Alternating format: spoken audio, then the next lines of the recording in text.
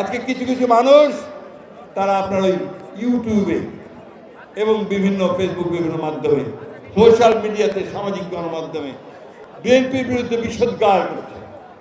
আরে 15 বছর আমরা লড়াই করলাম, আমাদের 60 লক্ষ মানুষের বিরুদ্ধে মিথ্যা মামলা হলো, আমাদের 20,000 মানুষকে হত্যা করা হলো, 700 মানুষকে গুম করে দেওয়া হলো, সেটার দিকে কারো কোনো খেয়াল নেই। বিএনপি যেন কিছুই করে না। এই উৎখাত ফ্যাসিস্টকে উৎখাত তার ভিত্তি স্থাপন করেছে বিএনপি, তার ভিত্তি স্থাপন করছে রাজনৈতিক দলগুলো যারা ফ্যাসিবাদের বিরুদ্ধে লড়াই করেছে। বন্ধুগণ, আজকে সেই জন্য ভিন্ন কথা বলে বিএনপির বিরুদ্ধে অপপ্রচার করে কোনো লাভ হবে না।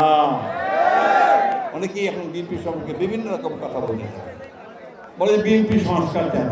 আরে সংস্কার কি? ওটা আমরাই দেখিয়েছি। নিত্য প্রয়োজনীয় দ্রব্যের মূল্য বৃদ্ধি, চালের দাম কত হয়েছে ভাই এখন? কত? জোরে বলেন। 80 টাকা। সাধারণ মানুষ কি এটা কেনা সম্ভব? ডালের দাম বেড়ে গেছে, প্রত্যেকটা জিনিসের দাম, ডিম, মুরগি, মাছ, মাংস সবকিছুর দাম বেড়ে গেছে, তাই না? আমাদের দলের মধ্যে চাঁদাবাজ দখলদারদের কোনো জায়গা নাই, আর আওয়ামী লীগের তো নাই। আমরা কাউকে দলে ফেরানোর জন্য দল করি না, বরঞ্চ বলা হয়েছে আমাদেরকে যে কাউকে দলে নেওয়া যাবে না এখন, এটা আমাদের নির্দেশ হয়েছে। বন্ধুরা, আমরা আমাদের লক্ষ্য একটা এখন জনগণের ক্ষমতা জনগণকে ফিরিয়ে দেওয়া, তাদের ভেতর অধিকার তাদেরকে ফিরিয়ে দেওয়া। এবং সেই কথাই আমরা বলতে চাই যে ভোটের দিন জনগণ যেন বলতে পারে আমার ভোট আমি দেব, যাকে খুশি তাকে দেব।